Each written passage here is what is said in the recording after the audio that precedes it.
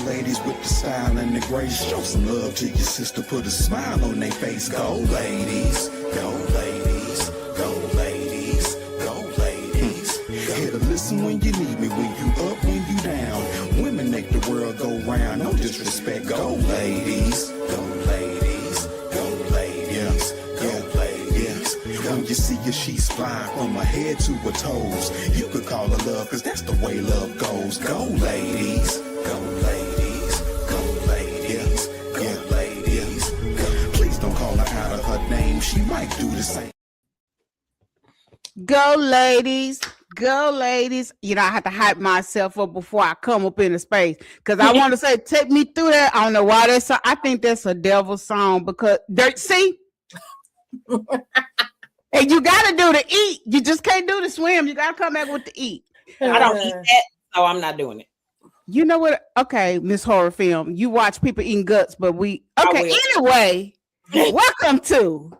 This is the finale show of Womanhood for 2025. What better way to wrap up 25 for womanhood than to talk about some things that have triggered us, some things that kind of pissed us off, some things we were sick of hearing. The name of this show is Let It Go. We got some fabulous guests, but before we do that, let me just go and tell y'all, welcome to Let It Go, sis, the show where we speak truth, heal out loud, and free ourselves from the baggage we've been carrying for way too long. This is your safe place, whether it's been trauma in childhood, bad relationships, stereotypes, or just things we just simply tired of and we're not going to carry into 26. This is that show. From the big girl experience to the plus size to the small, to just being a black woman, a mother, a sister, a friend, all of that done just kind of woo-side us this year. We're going to talk about it. I'm trying to be in a good headspace because it's been a day for your girl. But without further ado, I'm going to introduce my guest, and then Akila has her special guest, which is so beautiful. Her spirit is so beautiful. My girl, Tina. Y'all have probably seen her from my Facebook page. Me and this young lady goes back. Oh my God. I ain't gonna say where I work at, but you know, we go back from there, and then she left and migrated into something else. But a breast cancer survivor that shared her story transparently, scars and all. And when I say scars, I mean top off scars, the whole journey into becoming the woman that she is, from modeling, which she does runway, I do pin up, to her journey in catering and all the other entrepreneurship things that she's doing. This is Miss Tina right here from our hometown, D-Town. I'm gonna let her speak for a second, then Akila gonna come in and introduce Miss Shayla, man, and we're going right into this show. Hey, how y'all doing? Thank you so much. I'm elated to be back with you ladies. I'm excited about this conversation. As Miss Egypt has told y'all, easiest way to put it is I wear many hats, and I enjoy wearing many hats. It keeps me busy, it keeps me lively, it keeps me fun. I love to live unapologetically out loud. It is what I do. It is what I stand for. And thank you for having me.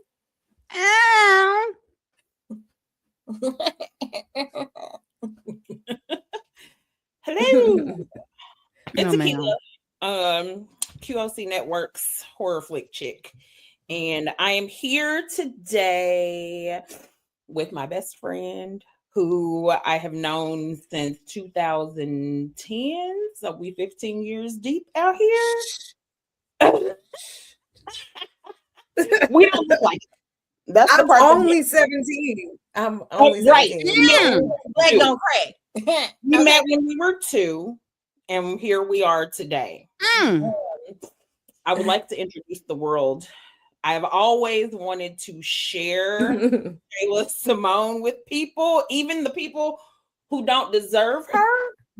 I feel like you would benefit somehow, some way, just in knowing her, because I have benefited in countless ways from knowing this woman, from a singer, songwriter, performer. She is now a screenwriter. Wow. Baby, welcome, Shayla Simone. Hi. Hey, guys. Wow, that was, what an intro. I mean, baby. Damn. I am Shayla Simone. I am an artist. I'm a creator. I'm an innovator. I feel like I'm an innovator. But most of all, I'm a connector of people. And I think that that's the most important thing. Be able to see value in people and find spaces where they can connect. I currently live in New York. Yes, I am a screenwriter, but was a musician at one period of time. But right now, I'm working on AI innovation and building an academy to teach Black women specifically, but also open to other people, how to build workflows and systems and how to utilize AI to their benefit, especially for small business owners who are out there who are unsure of how things go. So I am really grateful. Akila is a beautiful person. And Egypt, I know all about you. You fly. I love this. I'm so glad to meet Tina. And thank you. Thanks. Thank you for the invite. That's it, y'all. That is the guest for today's topic. Let it go. Before we talk anymore, I want to show this first clip to get us kind of warmed up. And then, I got a question for our guest that's not our guest. Sometimes you just gotta let it go and let God. You gotta let people go and let God figure it out. Like if it's worth it, it'll come back. If not, I ain't doing it. Because sometimes we hold on to things. That's that loyalty. That's that good heart. You know, like trying to hold on to things, trying to help people. That's not helping you.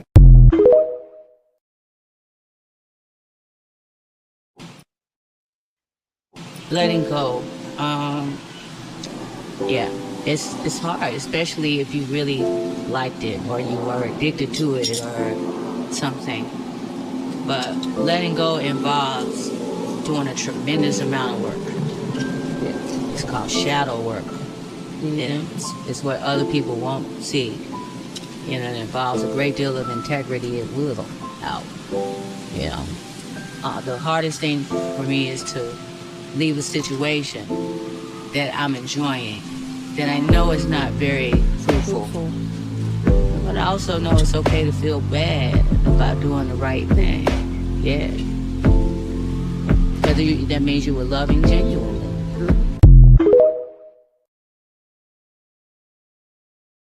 First question. I'm going to start out to Miss Tina. 2025, letting go. What is one thing you think either yourself or we as women need to let go of in 25 and not carry it in 26? People pleasing and putting ourselves to the back. Quick and simple. I'm a people pleaser. Me too. I kind of got hit in just a little bit by both videos. Because if I can be transparent, I dealt with a guy, and you see the flags. You having fun. He's fun, but I know that this is not going to produce what I really, really want in a long-term relationship. But he's fun. It's like I explained to my bestie. Egypt knows my bestie. Mm-hmm. We have a conversation about relationships, and I was like, it sucks because he checks a lot of my boxes in a good way, but the one negative thing about him is a deal breaker. And for that, I'm having a good time. I'm having fun, but I know long term, it'll never give me what I really, really desire in my heart. So it's like, you gotta let it go, but it's good. And, and every time I think I'm ready to walk away because he pulls on that heartstring and I want to, well, he ain't hurting me. And well, it's not that. I begin to make excuses, and I have to stop that, because how am I ever going to find the man that God has for me if I'm entertaining the counterfeit? Miss Shayla, screenwriter, artist, formerly known as Prince. No, I'm just playing. Yeah. I'm looking forward to letting go of survival identity. Oh, The sis. idea that my value is connected to how productive that I am, how much I'm producing, how much I'm showing, how much I'm putting out there, the next project, the next promo. Because if I don't have that, then I'm not in the thing, and I'm not in the world, and I'm not valuable.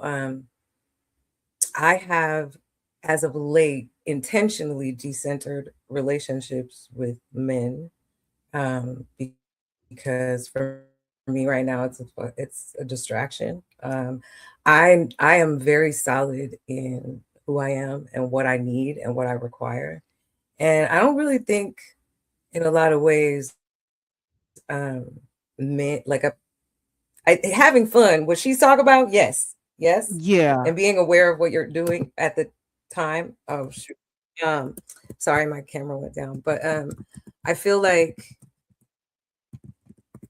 it's important that you are achieving what you want to achieve, but also allowing yourself the time and place to rest, the time and place to identify exactly what it is you need. And in those spaces, the people that are supposed to be around you show up. The men that are supposed to be around you or are not supposed to be around you show how fearful they are of your success. They show you how disrespectful they could possibly be over time, you know? Yeah. So the people that are supposed to be there, they just kind of show up. So me right now, I'm trying to not create validation through productivity and what I can do for other people and how I can open doors for other people and creating. Just, I'm not doing that.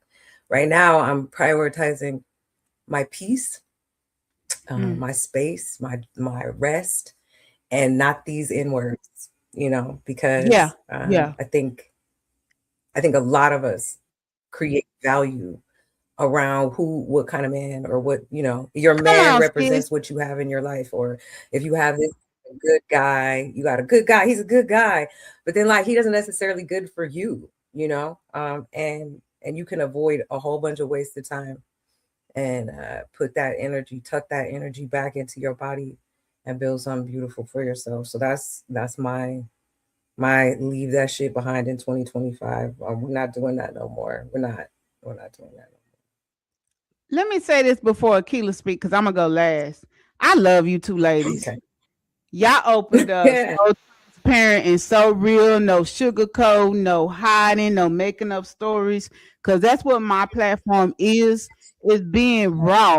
You know what I'm saying? It's okay to be, to know that you done messed up. So how do we fix it now? I'm gonna say this, Akila, thank you for sharing.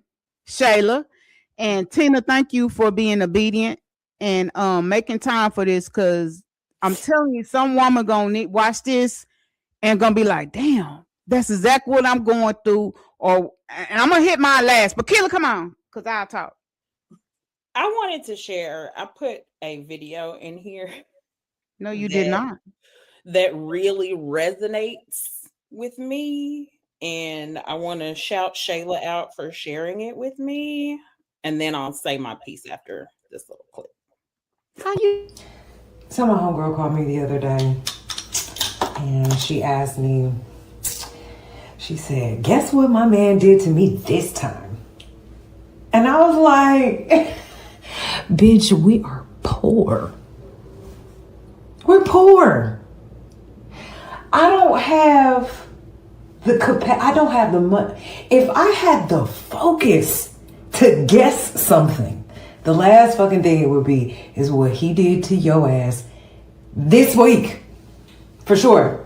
Because if that was my profession, I wouldn't be fucking poor, bitch. Goodbye. I did no, not know you ma'am. were gonna do that. I didn't know you were I gonna know Oh, you do she didn't. that. sent it to me. It's in here. I know I you didn't know didn't. she was gonna play it that quick, but I sent it okay. to her and she didn't load it, so It is loaded. I put it in there. No, you did not. It's loaded. Because I We can wrote also leave that shit in the past. Like, I don't. If you have multiple issues with your dude, because please it don't speaks to call my right me. now today. Yeah, don't call I me. can't speak for nobody else on the platform. I am poor. I don't care what no man did for no woman. last night, last week, last month, last year, last lifetime, baby. I don't care. I would like to leave behind what Shayla said. The same exact thing. Survival identity. I'm ready. Take me through that and get me on the other side. I don't want to survive anymore. I've been in survival mode for years at this point, and I am tired, and I am looking forward to whatever is coming on the other side. I have not attached. Yes, Shayla. Oh, I was just going to speak to that. I was just going to speak to exactly what you're saying. I was just going to say, like, there's this whole idea about soft life and it like being. You done did the whole show. We need you back. We need you and Tina on that one. Yeah. Yeah, there's like this whole identity around that. Like, no, my soft life is just like not having to survive everything that happens. Like, not having to immediately run into the instinct of, oh my God, what am I going to do? Because if I'm not productive, everything falls apart. And that can be in a relationship and outside of them too, especially when you were speaking about being a people pleaser, but especially when and me too, also, right? I'm overproductive. I'm a constant producer, and we can all go, if you want to go to therapy with me, they'll tell you it's from your childhood and all that other shit. But the point is, like, it hinders your ability to appreciate the space and the moment and the time. It hinders your ability to really actually rest and take a nap and be like, okay, I'm going to rest right now, because your mind is racing and thinking about guilt around being at peace, guilt around whether or not you have a man or your kids, or you have enough kids, or you have a good enough job or enough money, so you don't even get to rest, because while you're resting, you're thinking about what your next move is going to be.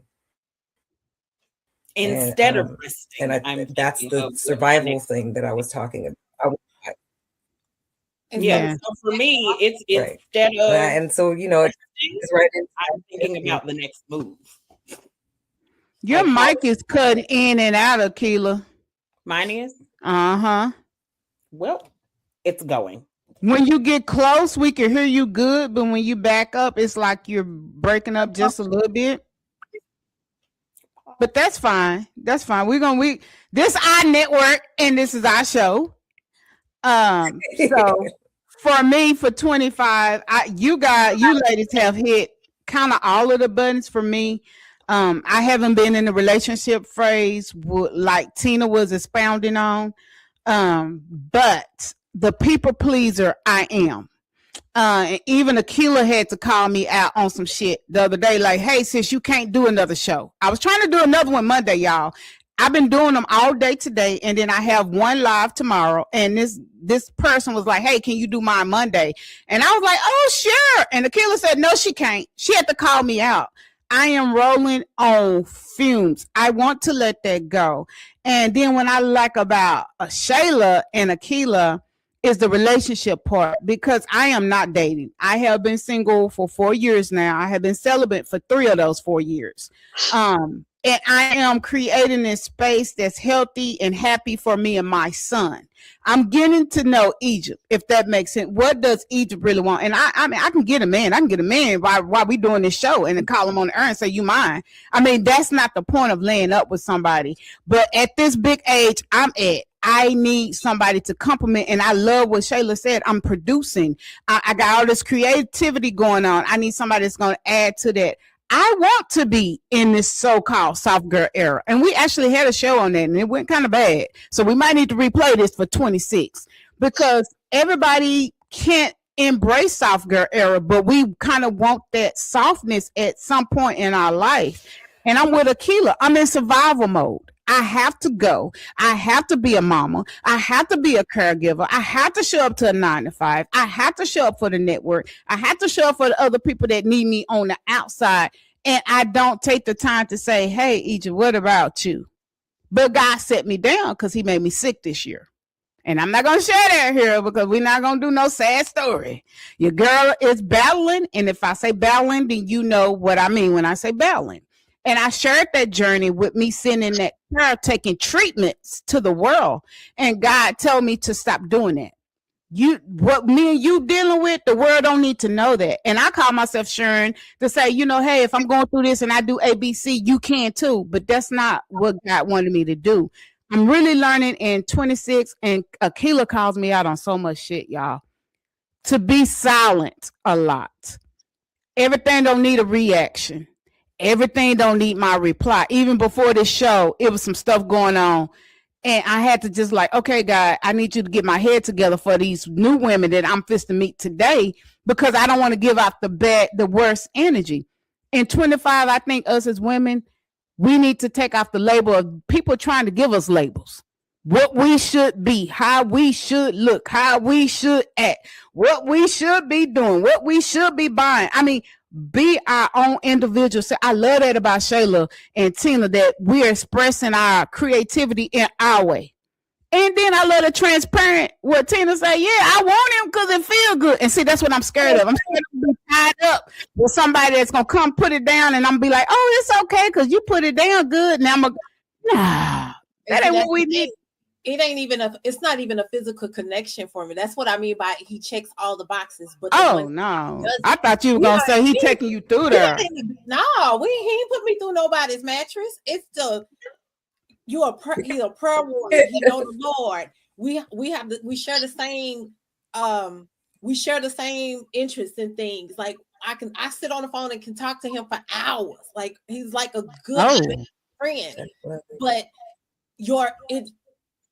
your work ethics are not up to par. It's not that's what just like Shayla said, he's not a bad guy. It's just some of the things that he's not with is deal breakers for me. I don't want to deal with a man who got small kids. You just had a baby with somebody. Deal with this things that don't do it. I made my mind up that I said I'm not gonna deal with. He has those issues. But he checks a lot of the other boxes for me that I'm like, but I'm not willing to I'm no longer willing to compromise. Okay. Exit stage left. Don't compromise. I am no longer come on, Shayla. No longer willing to compromise anything about Tina ever again. I'm no longer dealing with somebody because they have potential. Potential ain't enough. No, you need to be doing actively and have done concurrently, consistently. All of those C words, it needs to be doing. I married potential the first time. I'm not doing it again. I was talking your girl. Yeah, hello.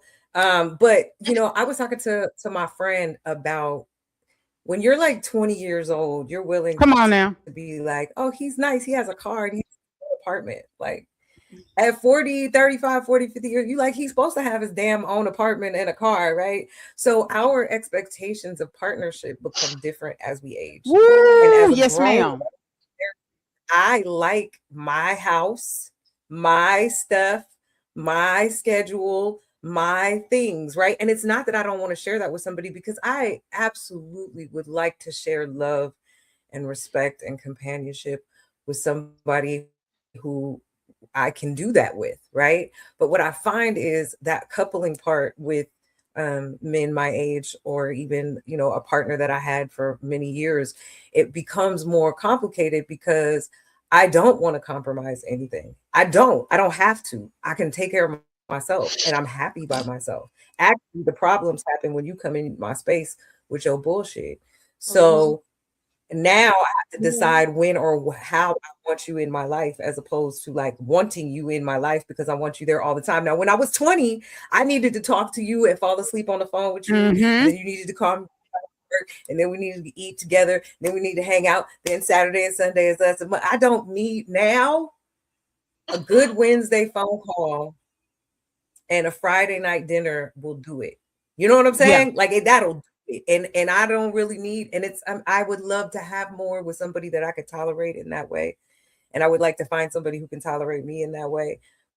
But that is not my focus. My focus is, I'm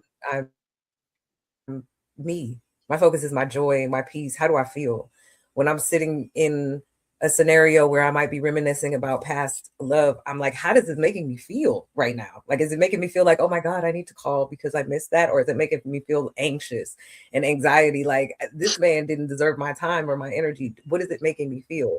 Or am I comfortable picking up the phone and just calling? Like, all of those things. So I'm more interested in how my life is making me feel than I am about being productive and showing a man or a woman or anybody for that matter where I stand or how I look or how I stand up or how exciting I am or what my resume is. My resume killed most people, but that's not who I want to present. I want to present the kind, thoughtful person that I really am, and people don't always allow you to show up that way, and you sometimes got to punch them in the mouth so that they know who they're dealing with. So before somebody makes me jump out of myself and punch them in the mouth, I'd rather allow them to just go home. And that's it. That's a wrap. I'm done. Everything she said is. I know I went off on a tangent. I'm sorry, but show over. We done? Cool. But what they're saying is her response is the response that many of us at this age, and I'm gonna share my age so the audience will know I'm 49. I'll be 50 if God say the same next year. And then other ladies can share their age if they want to. But at the age I'm at, when we say stuff like that, we're deemed as being damaged. Or we're looked at, you I don't know man want you. And we're gonna get deeper into these conversations, y'all, and we're gonna really cut up in a minute. That's why you can't keep a man. Yes. What's wrong with you? Like that. Yeah, because my mom even say she'll be like, are you a bulldogger? Just tell mama the truth. What? Where that I'm like, Shayla, my peace is my peace. If I want to fart in my bed, I don't have to worry about easing out so you won't smell it.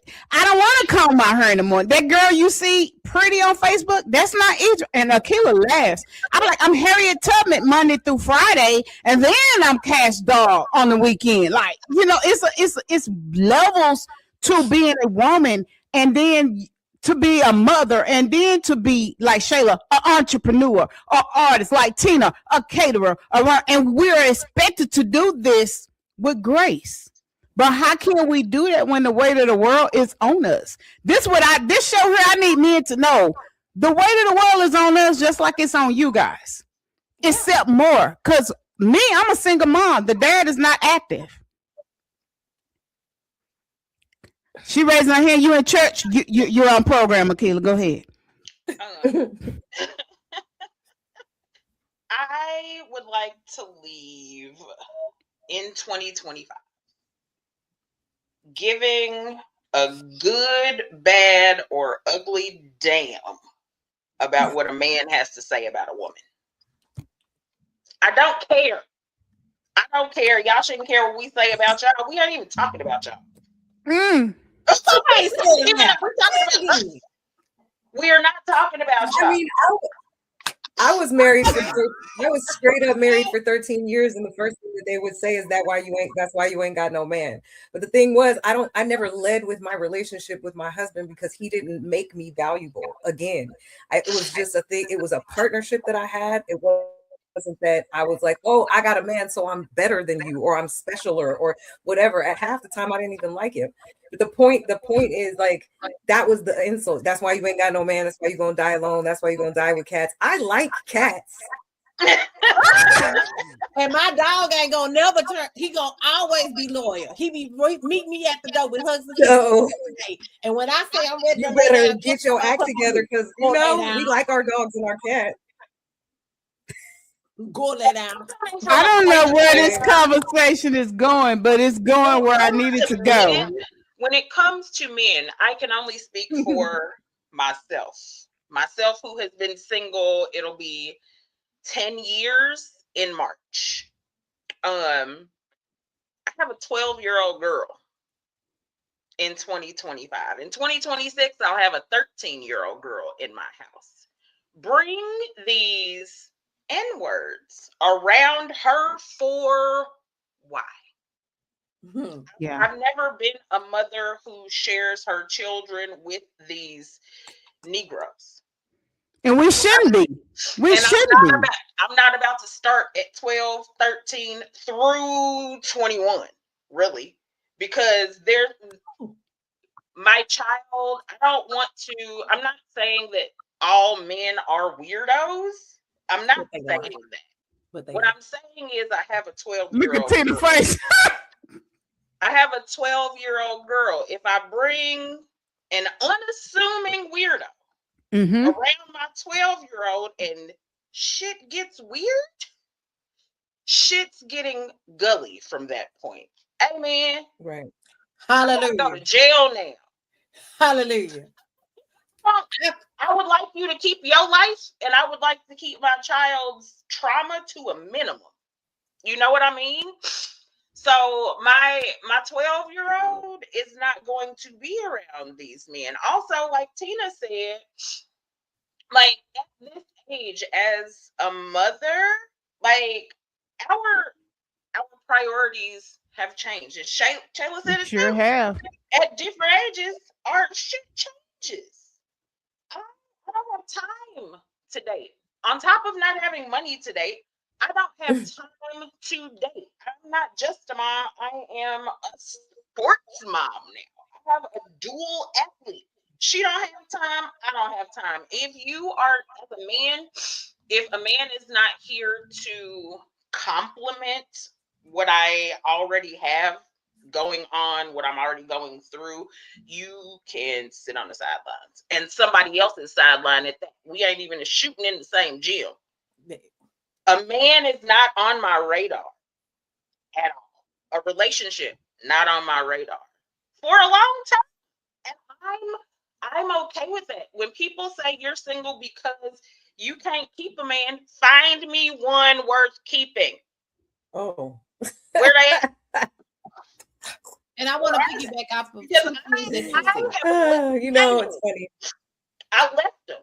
I got 2 kids by 2 men. I left both. I want to say I'm keeping a man. I want to just say this for the record before anybody accuses me. I love black men. I love black men. I do. Same. love them. I love them. I'm before anybody gets on my head. Love them to pieces. Love them down, but they be on some bullcorn. They be on some bullcorn. 2 things before we get too far in the weeds, because I'm a squirrel. Y'all will say something else and it'll trigger me to go left, right. So before we get out of this, I about jumped out my skin, Akila, because that is the conversation that I am consistently having with my nieces and my little sister. Baby, every Negro that you meet and decide to date don't need to meet your kids. Yes. My children are grown. Grown, 26 and 21, grown ups. But since my ex-husband, they have only seen not my man. That's the one I've been dealing with. That's it. Am I dating other people? Absolutely. But they're not going to see every dude I go on a date with, and they are grown. They could care less about what I'm doing. But every person you entertain does not need to meet your kids. Period. I don't care if he's the man. He can be cut from Jesus' hem cloth. Okay? It don't matter until he has proven that he is worth your time and this is really going somewhere and y'all have been in a continuous, consistent relationship. He don't need to know what your children or the inside of your home look like off the rip. That's first and foremost. The second thing that I want to go back to before we get too far in is that we said, my sisters have said we're broke. No, we are in between blessings. Okay. We ain't claiming or taking. What I meant by that, wait. No, what I meant by that was chase the bag. Let's stop. I know. Oh, trust and believe. We were broke. My broke ass we are. My broke ass get it. I'm right there with you. I'm chasing the bag, but my mindset, whenever I'm starting to feel, okay, I'm broke, I'm not doing enough. Am I doing? When I get in that mode that y'all were discussing, I check myself. No, you are fine, Tina. You are not broke. You are in between blessings. Your breakthrough is on the way. You are on. I get in that moment and start to calm myself by reassuring and reaffirming myself. You know what I'm saying? Because I've had those moments that y'all have spoken about where I'm laying in the bed and I can't even go to sleep because my mind is. No, Tina, you are not, you are right where you need to be. When it's time for you to move to the next level, you're going to be there. Your name is in rooms that is, I begin to speak life and speak things into existence for me, and that's what calms me. Girl, quit tripping. Because I tell my kids all the time, anytime that anxiety flows up in you, instead of adding up your problems, start counting your blessings. That'll immediately calm you, immediately humble you, immediately release the endorphins that need to be released so that I can check those nerves, because we want a person to reassure us. We want our circle to reassure us. But what if Akila's not available? Or what if Miss Shayla's not available when Akila needs to talk? I'm pretty sure y'all are, because I'm gonna call my best friend whatever time I feel like I need to call. So I'm pretty sure y'all got that same dynamic. But I shoot a message to Egypt. However, but what if in that moment at that 4 o'clock hour you don't? Of course, Jesus is always on the main line, but Shaka Bahanda. but sometimes you gotta encourage yourself. You know what I'm saying? And so it's like, I want to push that narrative. That's the narrative that I always try to push whenever I'm talking to young girls. So I'm meeting some older women who need to hear it too. So when they hear, yeah, I'm broke, I'm this, I'm that, I'm this, but you're also successful. You're also not homeless. You're also not hungry. You also have clothes on your back. You also did not lose your mind today in this moment right now. So let's celebrate this win right now. Right now, I am feeling fantastic, even though I got 3,000 other things on my task board that I need to get done. But right now, I'm winning. I'm good. So I just want to share that. Okay. Thank you. Girl, look, you done put Jesus all in the mix, and I was just finna go ratchet. But we still finna go ratchet a little bit, Jesus. Forgive us. We still love you. But I want to say this for us women, and I love that about Akila and Shayla relationship. When she first started talking about Shayla, I told her, I said, that is a blessing to have a best friend that you can connect to. A lot of women, this is where I'm going, because Tina has a best friend and I know who her best friend is. But for women like me that may not have that friendship, I have sisters though. Like, don't get into it. Don't be like, oh, Egypt, I'll be your friend. I don't, because it's a lot to qualify for. We got that bad to say we sisters. No. I don't even, at this big age I'm at, me and Jesus is good and my mama is good. But I find it interesting to connect with women that know like something is off with Egypt. I ain't seen her post, or I ain't seen that genuineness. I think women, we need to try to find in 26. It's okay to fight battles alone. It's all right to go to God and say he's there. We know he's there. But the importance of building these friendships, and I'm like Shayla, I might not talk to you every day, but helpful, at least reach out once a week and let me know you okay. And see, our minds, social media have put these labels of what friendship is, how it should look. You should do this. You should do. And we have to create and cultivate our own family, our own sisterhood. And that's what we've been doing on this side for QOC. And me, Miss Shayla, and then introducing Tina back into the pack. It's like, okay, I know if I need to ask a question, I could call Tina. She might not answer, and that's cool, because guess what? I'm not her bestie. And she might just think, okay, Egypt just want to talk. But just that phone, don't do that. Don't do that. Dang on well, I'm going to answer. Didn't I answer when you called me about this show? Yeah, okay. Did. Don't do that. And then Akila go trying to cover her face with the locks. Because Akila know I hit her at 2 or 3 in the morning and be like, da. She be like, what in the world going on with Egypt? But that is so needed. I love what we're talking about. This show going totally left than what I wanted it to go, but okay. Well, I think sisterhood is very important, and it's a place to land when you have things that you need. It's an incredible support system. And then you were speaking earlier, Tina, about like affirmation, and I think affirmation is a really good way to soothe your nervous system when you are in the process of anything, stress, structure, building, organizing, having words of affirmation. Just even being able to remind yourself that you're going to be okay through all of this is a really good thing. And then having that sisterhood to also back you up, or sometimes call you out, or make you even question your own thoughts is very, very, very important. And I think that the importance of not having so much competition amongst us women, where we are not, all fighting amongst each other for whatever reasons. I'm not even really sure. A lot of it usually is male-centered moral politics about how you should be a woman or what you should be, should or shouldn't be doing with your time. And I think that's where we usually butt heads the most. But also just, instead of centering that negativity, just making sure that you have people, you have good sisters, good women around you, and that you're constantly building that. And I'm gonna get Akila because she should have had you on last year when we were doing these talks for South Girl, and I couldn't find nobody in the dugout. And, okay, I'm reading the chat too. But this right here.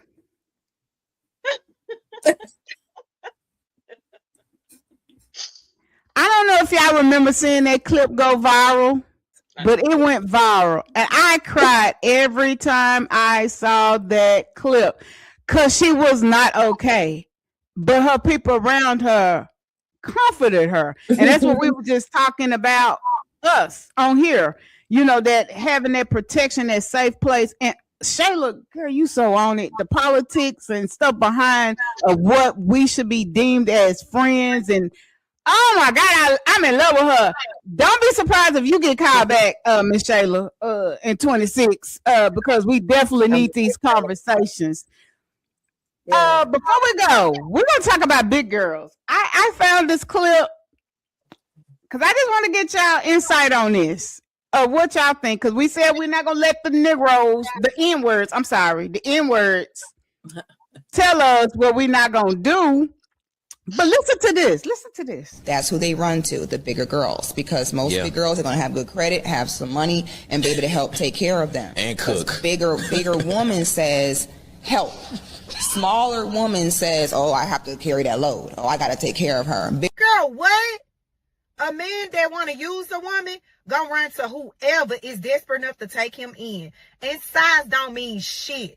Because there's plenty of petite, pretty girls that are desperate enough to be a caregiver. Your woman says she gonna help me. She gonna put this load over her back. So because that's what she has to do to keep a man, to maintain a man, to make up for it. Yeah. So the man, again, not want to just sacrifice, step up, be by yourself for some time, get your money right. I'll just go get a big girl. She'll help. You sound like a bitter ass woman that had her man taken from her by a bigger girl. Cause what you describing is a woman that got her shit together. Of course, a man that's looking for somebody to use is gonna go to her. Duh. Why wouldn't he? Why would he go to a broke ass girl? Make it make sense.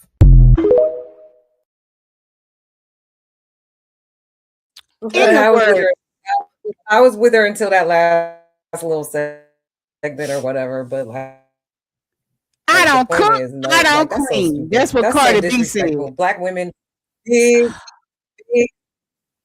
bigger, smaller. We are all like, man, I hate this kind of conversations. It's so disrespectful to our intelligence. First of all, the little girl with the curly hair talking about the men go to bigger women because they can use them. That's absolutely disrespectful. And then at the end of that, where she says they're gonna go to somebody with their shit together and it's gonna be this bigger, like the ideology around all of it is ridiculous. First of all. Second of all, how do you know he's trying to use her? I don't know this man. I don't understand this analogy. It's very disrespectful. There are beautiful women of all sizes who have their shit together, who are intelligent and will not be a doormat for some dusty just because they're a certain size or a certain color or there are women out here with like absolute real disability who are beating the asses out of these little young ass baddies in the street because of the type of human being that are. Bigger sisters, all of the women in my family, we some Louisiana, Texas, good eating Black women. We got ass and titties, all of us except for me, and because they got it, but that's fine. And you can't equate none of that stuff to the fact that like, oh, he's gonna use you because you big, but he's gonna use you if you let him. If you let him, period. It doesn't have anything. No woman who is big or has lower self-esteem just because she's bigger. There are women out here who are skinny, getting their faces remodeled every week because they're insecure and they want somebody to love them for whatever face they have this month.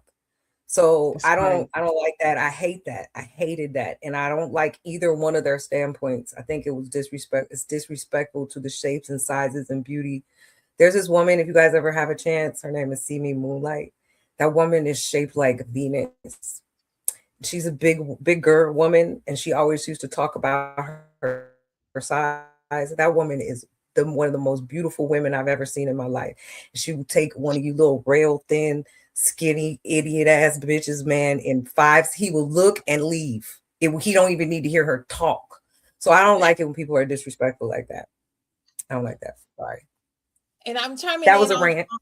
All of that, because honey, you hit all of it on the head. So I'm gonna just go and put the cherry, because I don't know if you tried to say it or if there was the camera, but you said they insta care.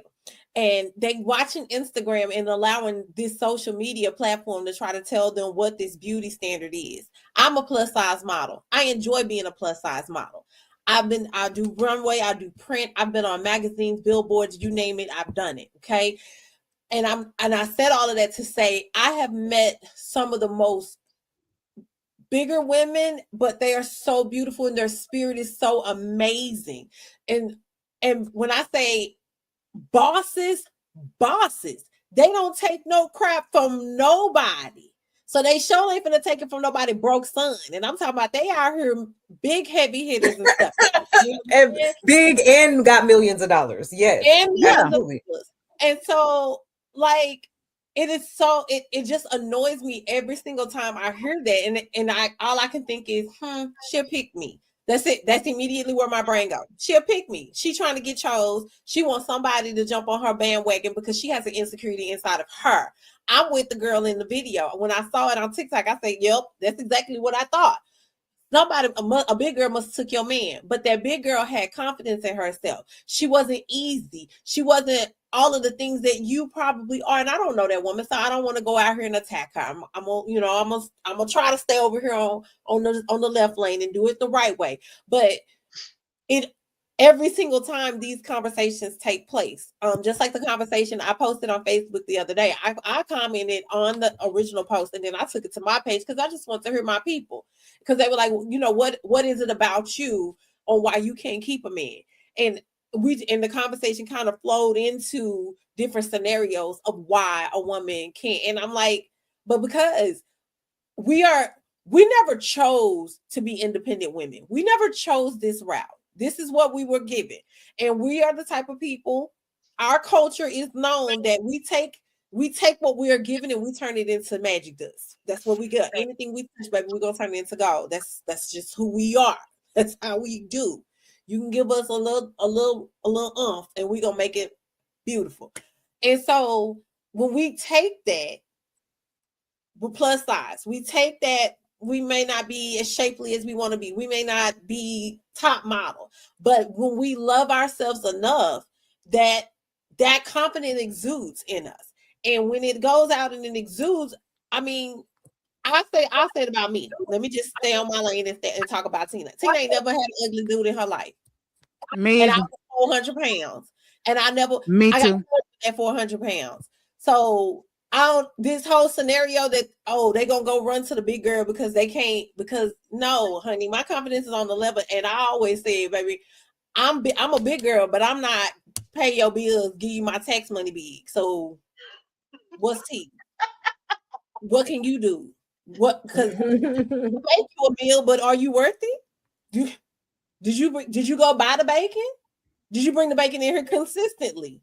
I wouldn't know. I can't make you no bacon sandwich, sir. I'm sorry. I'm gonna eat one for me. I can tell you where they hire where you can go get one. And so it's so annoying. It is so annoying that it's annoying. It's also annoying to equate like a lack of self-esteem with a woman who's bigger, or a lack of self-esteem to a woman who's darker, or the lack of self-esteem to a woman who is, all of the other others that do not align with the male white gaze or standard of beauty in America. And it's disrespectful and disingenuous, and I hate it.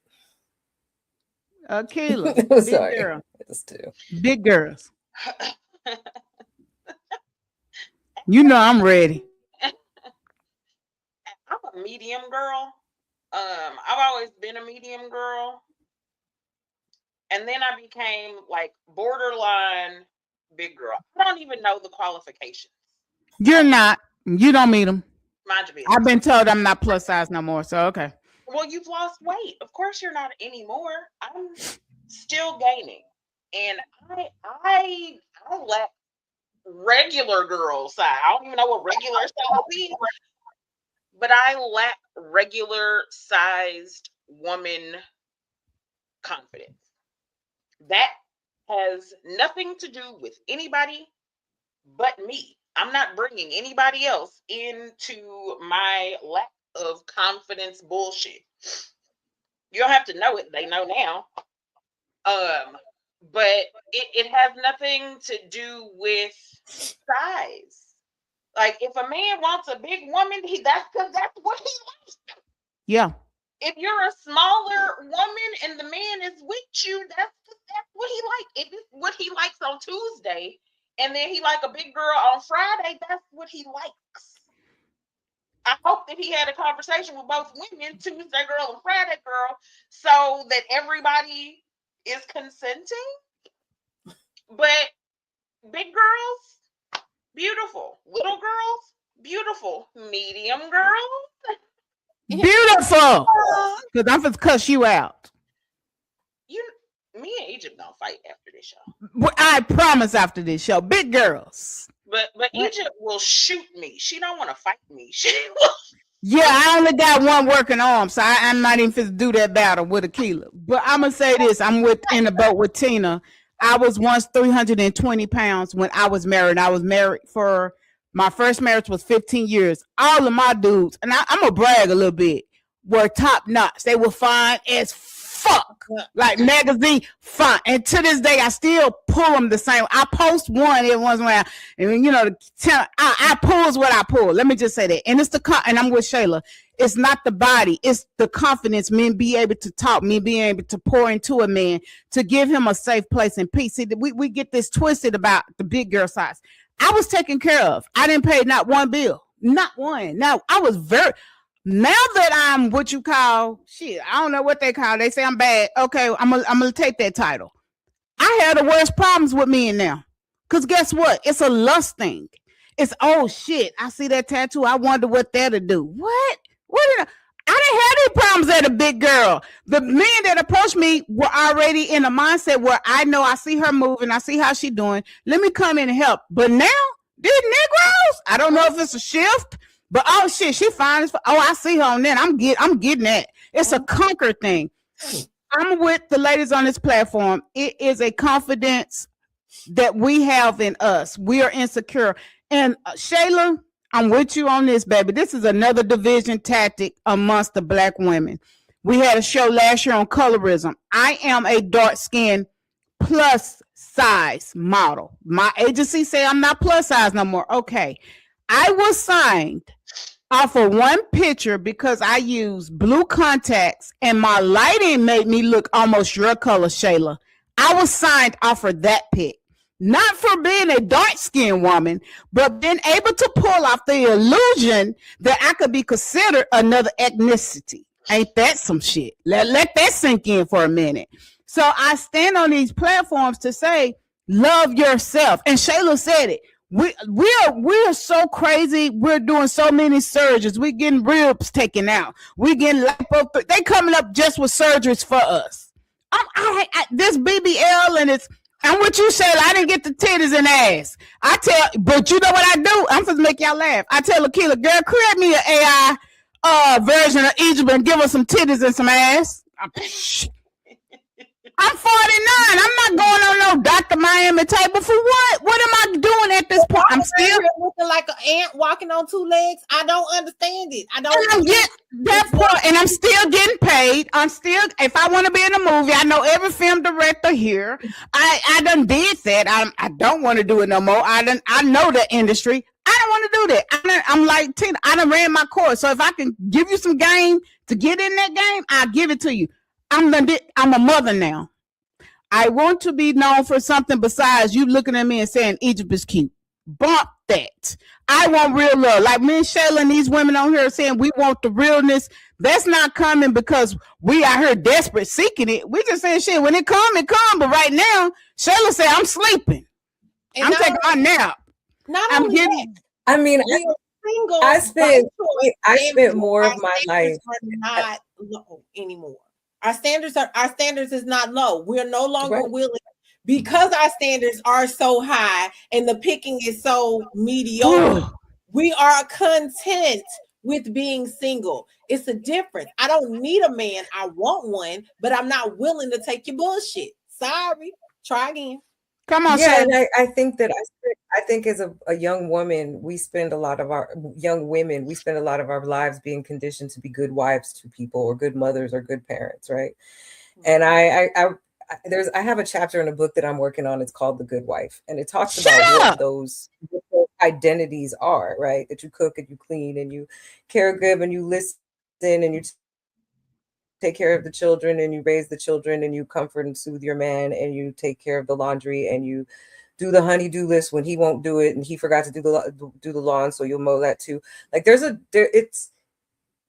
we are preconditioned to be good women to other people. Mm-hmm. We're not conditioned to be good women to ourselves. We're not conditioned to actually ever take a moment to see what we need.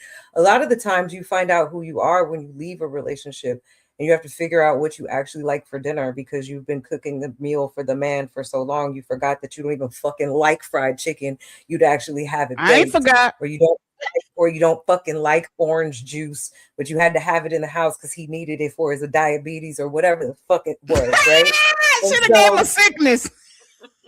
So I think the idea is that we have to be more mindful about how we treat ourselves, about what we're doing for ourselves, because if you I guess like it's like the fear that if you stop performing strength that people will devalue you. It's the fear that if you don't look like a good mother on paper that you're not a good mother. It's the fear that if you're not always doing the laundry or cooking the dinners that you are not a valuable wife. And I think being a human being that takes care of themselves can do all of those tasks. How do you do it when you're fucking depressed and your hair, you don't comb, you ain't got your hair sticking on one side and you ain't got one slipper on, you running down the hallway chasing kids, diapers, cats, life, your own thoughts, your own mindful career, the dreams that you actually had before you found yourself in this situation with kids and a husband and or without a husband also.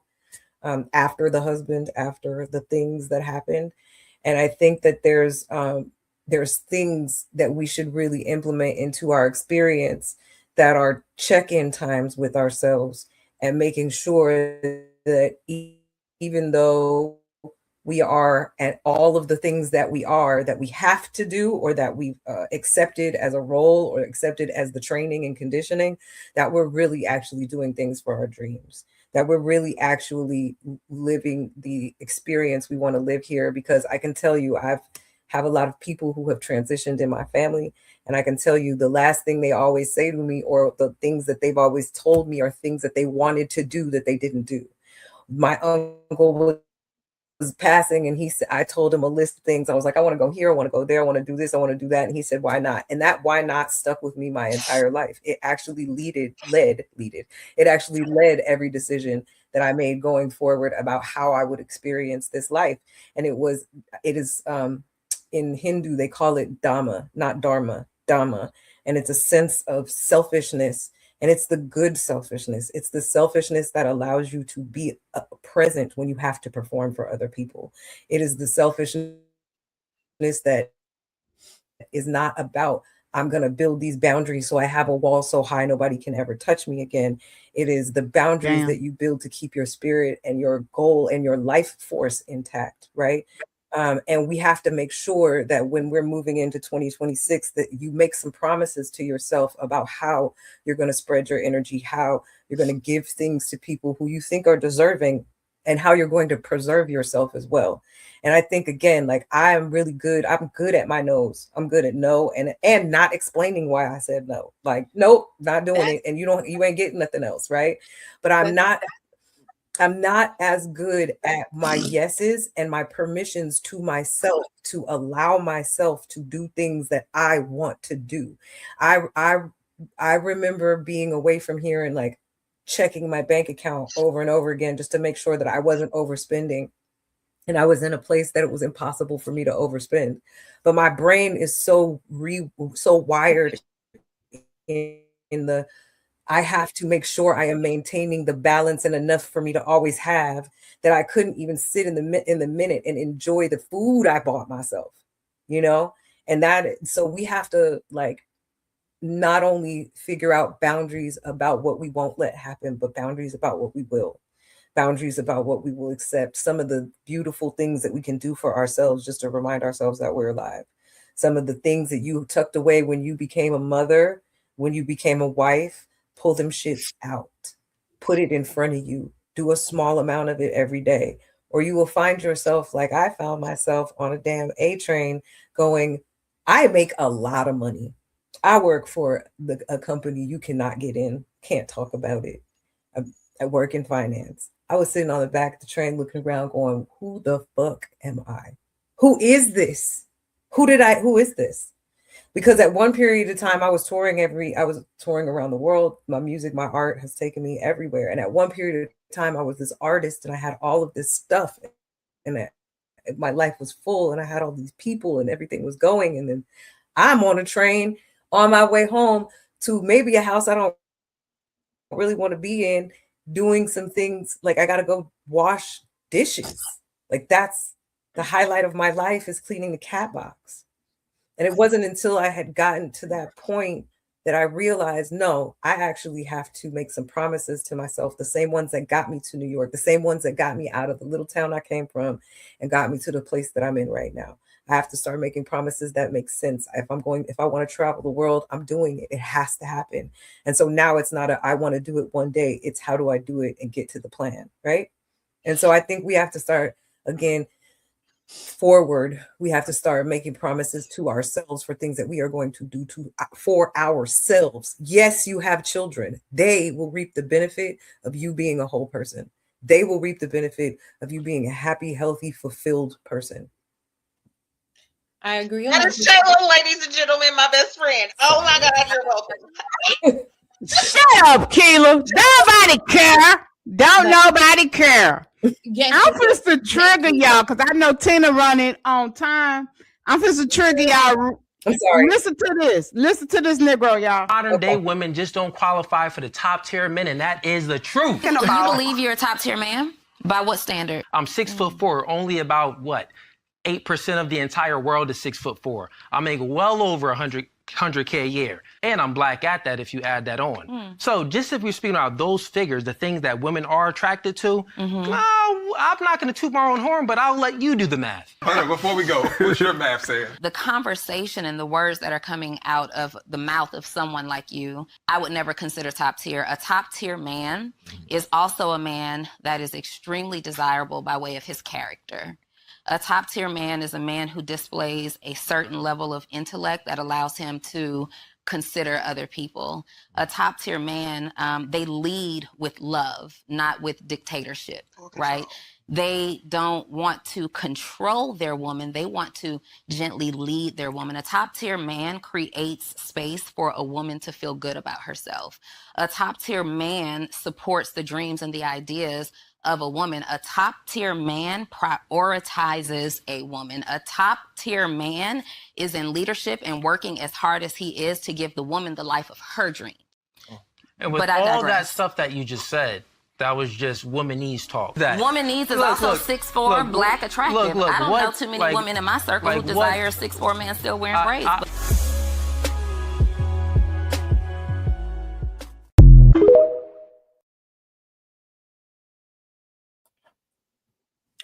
I immediately thought he lived with his mama or like one of his white girlfriends from college. Like that he has absolutely no money. That was the immediate thought that came to my mind. Was like, this man has absolutely no money. You so And nice.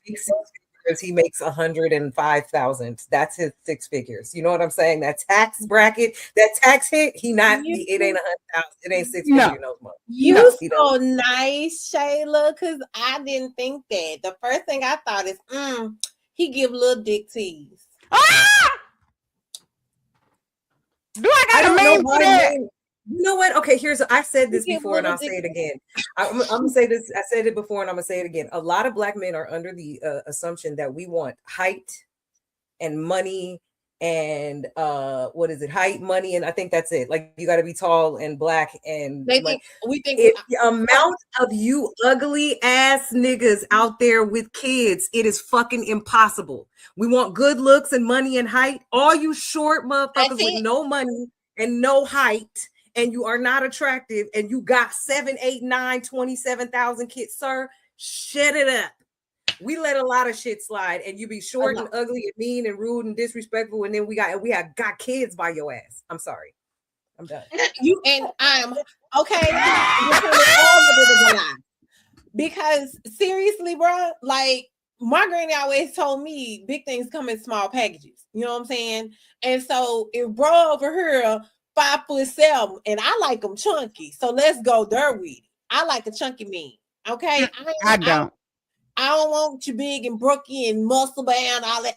Yeah. Come on, big daddy, with your big coat tummy. Let me rub on it. That's my type. Okay, I like a little scruffy beard. You can have a little lazy eye. I look at your good eye. You know what? So all that. If you know how many men who, as long as you got your shit together, do you have your teeth? Do you have health insurance?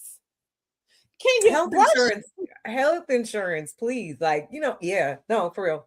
But that was some real young minded, like that's he heard that from some dude at the barbershop, I guess I don't know how old he has to be. He got that from a podcast that was streaming. That's crazy. That is crazy to me. I say he's young. That's some youngness. That's real. Yeah, I'm with Tina. I don't have to have the muscles. And me and Keela fits to shoot me because I'm supposed to drag her right into this conversation. But he don't have to have muscles. I cannot do a big dude, and I'm gonna tell you why. Because I'm a visual person. So if your tit is bigger than mine, that's a turnoff. That is a turnoff. I didn't say if it sound like we clapping when we making love and we got a whole choir, that's a turnoff. Now I'm just gonna keep it real. So me and Akila had this discussion. So a guy was interested in me, but. And Shelly, y'all come on and eat me up if I'm wrong. Please eat me up. The guy checks off all the lists. Black and white, 6-figure veteran, $500,000 house, the cars. I mean, everything about that. This person is that. But I'm not physically attracted to him. Like, it's just not there. Like, I don't see you past that. And it ain't the look thing. It's the conversation. It's it's all sex. Like, if you say good morning, I'm over here with this lotion about to get it in. That is a turn off. There is nothing wrong with that. There is a fella who is he a little famous. His name is buzzing across multiple states, right? But just like you said, I'm not physically attracted to him. Like, I ain't trying to put his business out there, but I don't like, if your titties is bigger than mine, like, bro, no. And I ain't got titties, so yeah. Well, I want to go back to the thing about boundaries, okay? Because come on, Dr. Shayla. Listen, y'all, listen. Hold on, let me put you on. Hold it. You can have boundaries about what you fucking like and what you don't. And I promise you, a person who spent more of her life married than divorced, you have to live with your choices. You got to live with what you choose. And if I'm not looking at, you can't check all the boxes if you don't check all the boxes. You don't check all the boxes. You check all the boxes except for 5. Check all the boxes except for 2. You don't check all the damn boxes. And I don't really have boxes. So like, I like a lot of things. I like all things. I like a lot of things, different things. You know what I'm saying? So I don't know. I like people, right? If you make me happy, then cool. And if I'm happy with you, then great. Am I planning on spending the rest of my entire life trying to make you have all that other stuff? That has to be determined with time. But if I don't like looking at you, or I don't like fucking on you, or I don't like the way you communicate with me, everything that you're saying to me is something about sex when I actually am highly intelligent and would like to talk about something else, then you're not the person for me. And so no, you didn't do the right thing. No. Yeah. You're not it. That's exactly it. It doesn't take it's not rocket science. If I can't gel with you and off the muscle, I tell people, as with my catering, I say most people eat with their eyes. What do you say when you walk into a restaurant? Ooh, that looks good. You don't know what you look. And it's the same thing with a relationship. Most of the time men are attracted. Why? Because she looked good. And the rest goes from there. He looks like my type. And then you get in the situation. So if I can't even look at you aesthetically, I'm not turned on. You don't get me hot on the inside, then it's not going to go anywhere. Heraclitus. Looks fade. They do. Yeah, they do. But it's the looks that's got to bring me to you first. And then once the looks bring me into you, then it gets into, can you hold a conversation? Is your conversation worthy of my time? Is my conversation interesting enough for you? Do we share common things? It's so up, but primarily everybody eats with their eyes, period. So no. I was feeling a certain type of way. Akila checked me on it, but it's her turn. Tag you it. When that man said, I'm 6'4", like you made yourself that way. You didn't pick that. None of us picked this. We didn't pick how we look. We can adjust how we look. When we age, how we look changes regardless of work. But the men who think that their physical is all on them.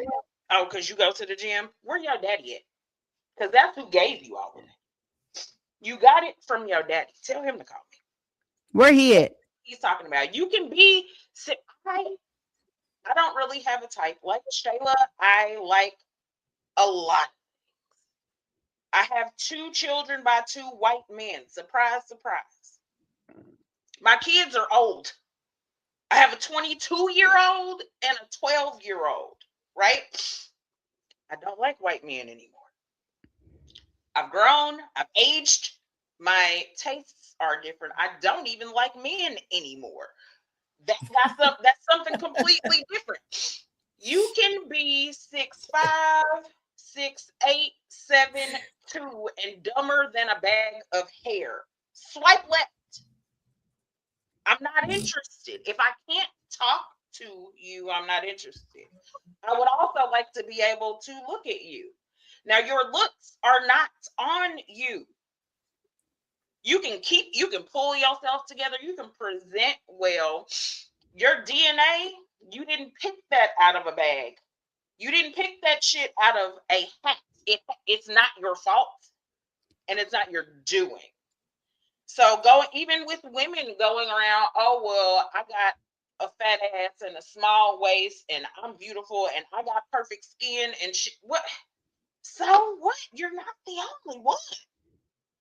So what? And it doesn't last forever. It sure hell don't. God got a way of humbling you. Shit. It really does. I have some beautiful now. I have some beautiful stepchildren. They are absolutely gorgeous, scary, pretty children. And I tell them all the time, like, you can enjoy this. It is a blessing. Enjoy your looks. Enjoy the way you look.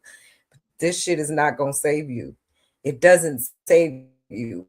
When you're a young girl, if you can, I don't know, say you can play the piano and you're really great at it, and you can play it at 6 and 7 and 8 and 9 and 10 and 11 and 12. By the time you're 17, people don't care about the little kid playing the piano. You're not a little kid playing the piano anymore, And so your looks, be something more than just beautiful. Be something more than something to look at. And 6'4", yeah, that's cool. A lot of the men that I know who fit the archetype and stereotype of that young man are stupid. And the reason that they don't have women around them and they are always walking around complaining about the women around them is because they're vapid and they have no personality. And that's all they have is that 6-figure job and that little bit of height on them. So, you know, when I hear men speak like that, I know it has to do with his relationships with women. It has nothing to do with his relationship with me because he probably won't ever have one. But like I said, I don't have a type, and I don't because there's too many people in the world, and you pick a type and you miss out on the other people that could come into your life and be explain it one more time be valuable to you. And I heard this I older heard woman. her, Keela. I don't need her to repeat it. I mean, I well, heard this I guess older we on the woman. same team because I have a type. So I do too, sis. I have a type. So it has to be. We like what we like. I heard this older woman. I want to say this real quick, and then I'm gonna shut up. She was 80-something years old, and somebody asked her if she had a partner now, and she said, "I have a lot of people in a lot of places that take care of me." When I say that is what I aspire to in my life, I don't mind having a long-term partner, but I've done that, right? Me too. But I would like to have a lot of love in a lot of places and people who are really genuinely interested in me and taking care of me and understanding me and participating in all of the things that you would do in a romantic relationship. If I ever choose, great. But I don't really have that type of allegiance to any one person because I know that there's not very many people out there that are unmarried and not assholes. Yeah. Able to provide this illusion of the perfect person. Maybe when I was 20, like I said, maybe when we were 20, you pick the guy who seems like he's got something going for him. And if you're, by the time you're 27, 30, you marry him and then you hope to fucking God it works out. And then you go through like all of the transitions of a young person growing into an older person. And if you don't make it out, you make it out at 35 or 40 or 50 years old where you end up in a separation and a divorce. Now you got to figure out who you are again. You have to decide like where you're going to be again. And again, like for myself, I don't ever see myself in that kind of traditional situation ever again. Oh, please don't. Please, Mr. Man that's supposed to sweep me off my feet and take me about the game. Please don't do that. Don't come. Do not come and take me out the game. I'm enjoying my game. I'm enjoying it. I don't know if I want to be married again. I do want companionship. I've been the wife. I married at 18, real young, because that was the thing when I graduated. There was a thing you wanted to be a wife. I wanted that, and I did that. Divorcing has been, I hate to say this to the people that's watching, the best thing that happened to me. I found out who Egypt was. I found out Egypt was beautiful. Up and you're like, damn, yay. Yes. And I know my ex probably somewhere like, what the hell that mean? And no shade, no tea, but I'm happy. You're genuinely happy. You're thriving. You've become comfortable in your skin. You've become comfortable in your lane. Nobody is dictating what your lane is anymore. You don't have to choose your lane based off of your life partner. It's beautiful. It's a beautiful, beautiful, beautiful thing. And I'm with you, Miss Shayla. I'm like, I would love a companion, but you now have to fit in Tina's world and how my dynamic in my day-to-day moves. Again, I said I have not my man. He's not my man. So he understands my dynamic that when I look at you and I give you that look, it's time for you to go home because I want to be in my bed by myself. And that's what I like. I like that. I don't know. Like Egypt said earlier, if I want to roll over and fart and scratch my ass, I don't need you looking at me upside my head like I made a fucked up decision. No, it's my ass, my bed. It's mine. If I decide I want to, I'm also not getting you breakfast. It's mine. That part. Unless you don't put it down, but I done forgot how that felt. So let me not go into that conversation. When I was in my former single years before this last stint of things that I chose to do with my time, I used to have a 3 a.m. rule. So if you do not pay bills in my house, 3 a.m. I set an alarm. Keela can tell you. I set an alarm at 3 a.m. And if you do not pay the rent, lights, gas, electricity, or something, the alarm goes off at 3 a.m. I pop up like toast, and I'm like, it was really nice having you around. Me included. I will Like, see you. No, spending the night. We don't spend the night. We don't spend the night. No, because I don't want you to ever get comfortable. I don't want you to ever get too comfortable. There has been occasion I have sidestepped the 3 a.m. rule, and it doesn't ever work out well. I always end up having to do things I didn't ask to do in the morning. So I just go so that I can get up and start my morning in the way that I like to. Otherwise, I can stay at your house, and then we can stay until 9:30 or whatever it is, because you got to go to work. We got business to handle, but. No, my house is at 3 a.m., 3:15 rule. You're going to have to. At 3. You got to, because you don't live here. You don't pay bills here. You don't, my son or my children are grown. My youngest is 22. But they don't need to see you in the morning. I'm not cooking. They get breakfast. You don't. Nobody sees you. Nobody knows who you are. I was with my man. I was with my last man for 3 years, and it wasn't until 2 weeks before we got married that I added him on my Facebook. Period. Because I had to add him to the wedding invite. Type shit. And so that was, you don't need to know nobody needs to know what I'm doing. What if it doesn't work? Then I got to explain. Like, I gotta okay, again. This happened again, guys. No. Like no, I'm with you. Now my man say it's weird, but I don't care. We do what we do, and when I feel my sleep starting to come down, I get up and start gathering. All right, it's been real. And he like, dang, you finna go home? Yeah, I got my own bed. I got shit to do in the morning. I'm not gonna hang out with you. You're not my man, and I don't want to create something that I don't plan to keep up with you, because we're just having. I'm good time Susie, and I know I'm good time Susie, just like you good time Tom.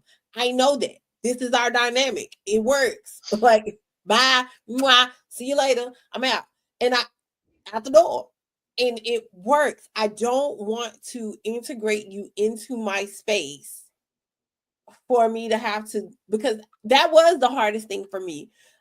Me and my ex-husband, we were together for 11 years. And when I cried my eyes out when I had to pack that last box of our memories. That was a lot for me. That was a lot that I'm like, I don't know if I would want to do that again, because we purchased this house together.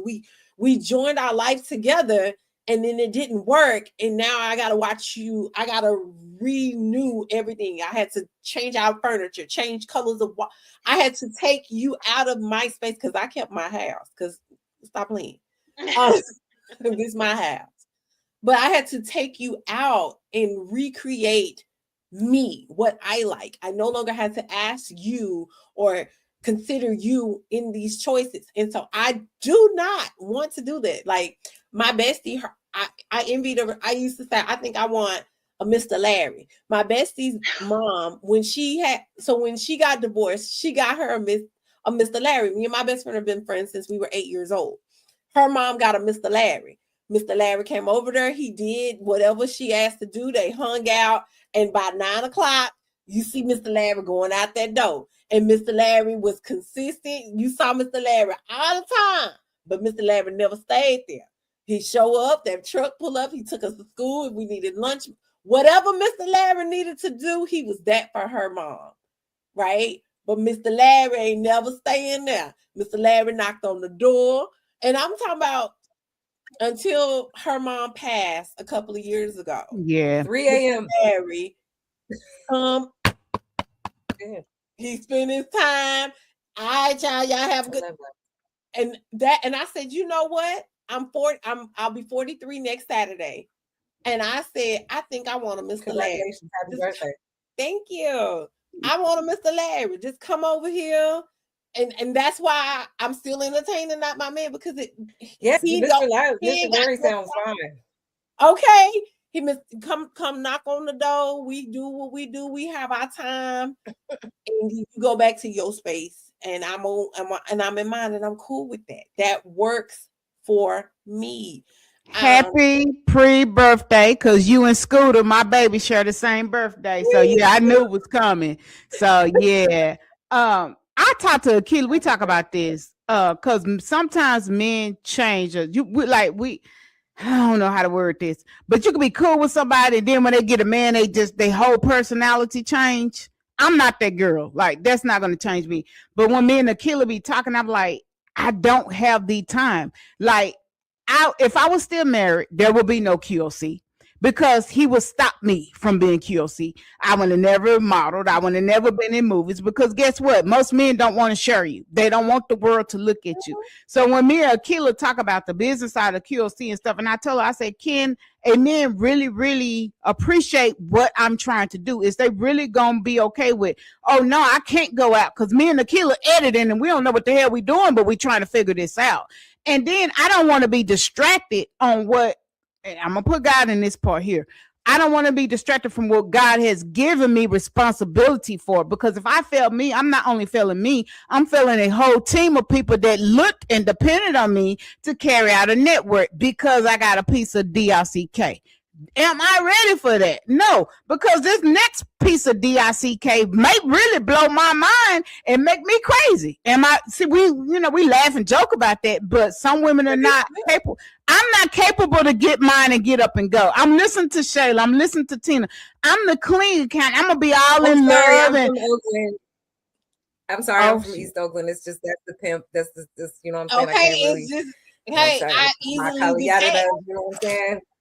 Akila, you coming behind me, sweetie, but I'm not built for that. And because I'm not built for that, I know to keep my little cookies to myself, because I'm gonna be in love if you did it good. And guess what? Shayla said 3 a.m. and 10. I'm gonna be up making you breakfast if you done put that thing down right. And it might be breakfast at 11 o'clock at night. You hungry? Because you done did what you came to do. See, I'm gonna be transparent. So guess what? Egypt not entertaining that thought right now, because I'm on a path. I got to do something. And that's why you need to keep your cookies to yourself, because you're gonna start cooking and shit. You need to yes, ma'am. This. I'm not, because I'm already picturing. I'm in the mood for you if I want to. But see, and I have a little boy, so this next move is for him. This next person. My next person is not for me. It's not for sex. It's not. I'm past all that. I did all the hunching I'm going to do. I was hot as a firecracker. That's how he got here. But this next move is for him. It's to teach him, to take him into manhood, to show him what healthy love looks like right now with me and his mom, me and him and this other guy, whoever we bring into our world. It has to make sense for this other person to come and interrupt our lives. It's not for me. This is for him. And I know we say, oh, well, no, it's for you because your son gonna get old and he gonna grow. No, but right now he needs that leadership that he doesn't have. His grandpa's dead, his uncle is dead, so he's without that man leadership, and he's a black man. My baby's chocolate in a world that don't like chocolate. Let's go there. So I have to move in a way that makes sense when it comes to men, when it comes to laying down, when it comes to dating. And I'm just a person, I think me and Akila talked about this too.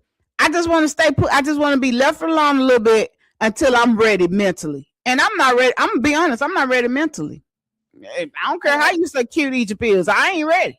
Can I just add to you on that, Egypt? Because I made sure, before I got married, I was a single mom. You know that. The other ladies don't. I made sure that the circle that I had my son in was a positive. So I put him in organizations that build that positive manhood. I made sure that he was interjected in the church so he could get the Christian values and be around those kind of men. I made sure that whatever circle my son was in, it was going to benefit him in a way to teach him the things that me as a woman just cannot teach. I don't like mama's boys. So I wanted to make sure my son was not a mama's boy. So I made sure that that's how I moved. And I said the same thing. Oh, the man I married, he needs to be able to do this, this, this. And I married a hood nigga. And he tried to teach my child some ghetto bullcorn and I wouldn't have any. So that was one of the discords that was in my marriage. Because I'm like, no, you're not going to teach that. You're not going to even teach that to your own son. I had to still step in and stop a lot of things. You know what I'm saying? Even though I said I wanted to put this kind of person. because he put on a facade, and then we dated 5 years before we even got married. But then by year 7, he was a different person, and who he had become in that marriage was not something I wanted him to teach his son, which was in the dynamic, or my son. And I said that, and I had to set that hard boundary. So I wanted to tell you and other ladies who may be listening to this and saying, yeah, the man I choose, I want him to do this, and you got to be careful about that. And you can still create those avenues even while you're waiting on your boy, whomever your Most definitely partner is. You can create those lanes for your son. It's imperative that you do from the top down. Most definitely. Change. So yeah. Keila, we can't hear you. Okay. Sorry, I had muted myself because I'm over here sniffing. It's cold. I'm watching snow out my window fall, and it's pissing me off. Anyway, I love being the odd man out. And on this platform, I'm the only one who has never been married. I just turned 45. Never married. My longest relationships resulted in children. I got 2 of them. Those relationships, 2 years, longest. Because my patience level is about this long. If I tell you that I have a problem with how you're treating me, how like any lack, right? If I present a problem, a personal problem with you, with us, to you, and it never gets changed, I don't have a very direct or engraved in stone timeline, but hurry up. I need you to fix it, and I need you to fix it now, because I'm coming from a place of people pleasing. And as a people pleaser, I'm expecting you to please me. Having these expectations set on you, that's my problem. It's not yours. But when you can't meet my expectations, I will leave, baby or no baby. I have left. I have no long-term relationship experience. Therefore, I cannot offer any woman any long-term relationship advice. Baby, leave him.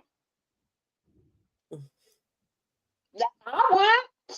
You don't like it, leave him. Don't ask me for not. If you're married and you want advice, I cannot give it to you. You chose to conjoin your life with somebody else, and you asking a single bitch? What's she? Huh? I can help you. I can help you. And I also come from a place of, I have never, with the exception of one short period of time, have I ever considered my wedding. I've been engaged. You know what I did with that ring? Gave it back. I don't want it. I don't want you. I can't do this forever. I can't do this the rest of the week. I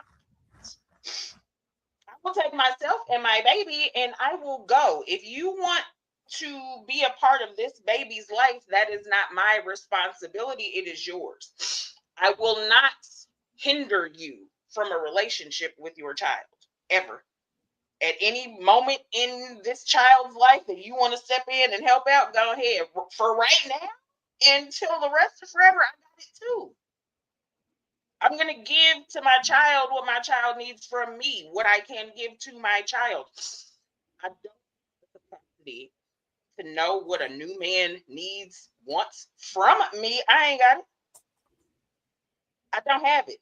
If it's a piece of ass, I left it at home. I don't have it. I'm also, I don't know about Egypt and Miss Tina, but I believe I'm the only one on this platform with no uterus. I ain't got that one either. Tina. Amen, girl. It is a different perspective. Not only do I not have a uterus or ovaries, but I don't think I have enough virgin, I'm a real nigga out here. That's how I feel. Like I can't. I've never operated the way that women are supposed to. I was also not raised by a woman. I was raised by a single black man in the 80s and 90s. That's some unheard of shit. Does it happen? Yes, it happened to me. So I have operated in my dating life, my love life. I've been in love one time. I was 26.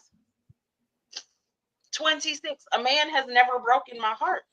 I have not allowed a man to break my heart because, baby, you break my heart, I'm breaking your mama's face. I don't want to do that. In the words of Shayla, don't fall in love. I don't know how. Because you breaking faces. I didn't put the words in your mouth. I believe you fall in love every single day. I say fall in love every single day. I say fall in love multiple times a day. I say fall in love with multiple people as many times as you possibly can, and just recognize that everything in life is temporary. They die, they leave, they do something happens, or you die, something.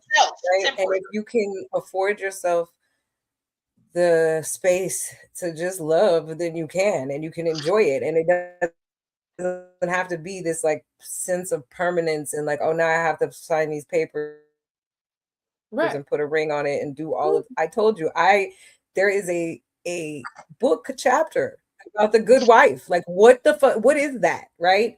And then I met, I work with this woman who is bad as fuck. She's a partner at this very large company that has $900 billion under their asset management, right? And she plays golf and she watches hockey, and her husband he's a surgeon, but he's like a painter, and he likes to sculpt and make cookies with their kid, right? So what is the good wife here in that scenario? She's like, I gotta go, I'm going to play sports with my guys. I'm gonna go have a couple shots of whiskey with my boys after work because I gotta make these $1 billion deals.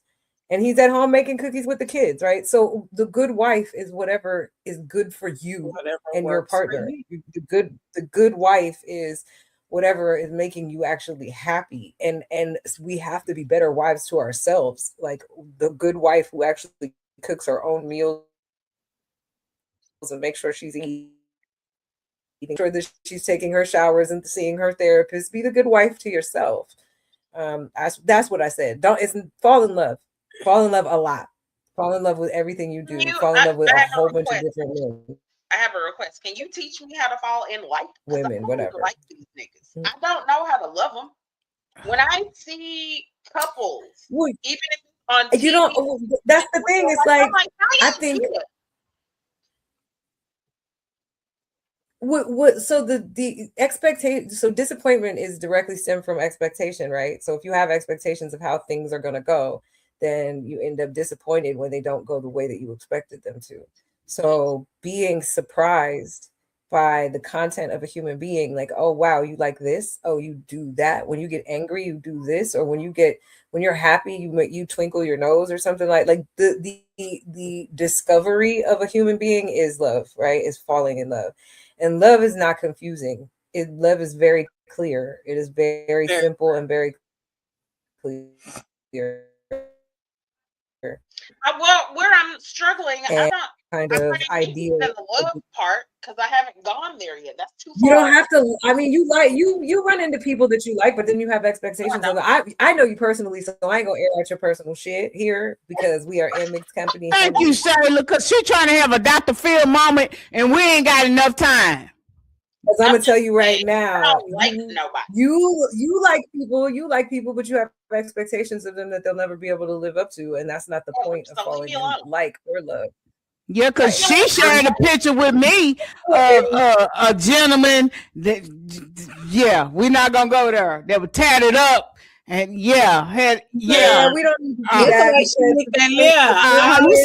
Did you see a lips tanner? The point is, he probably didn't even last like 3 months. That's the reality of it. So the point. I haven't heard about him again, and we're gonna stop right there because she's gonna try to come back and defend herself. Well, you guys, you have witnessed womanhood at its finest. This is our finale show, as I stated before at the beginning of the show, with our special guests and new sisters. I've gained a new sister with Miss Shayla.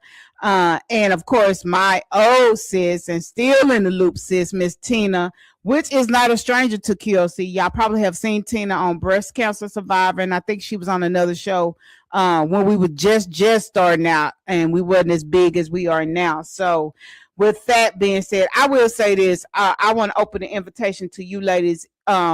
Usually Womanhood runs every third week of every month, and we do topics that are just like what we're talking about and the intensity of what we talk about to try to help other Black women. Whenever you guys are free and you like, hey, you know, I can stop through this month, or I can stop through that month, or hey, this is a good, cool topic. I am very open in collaborations with you two sisters.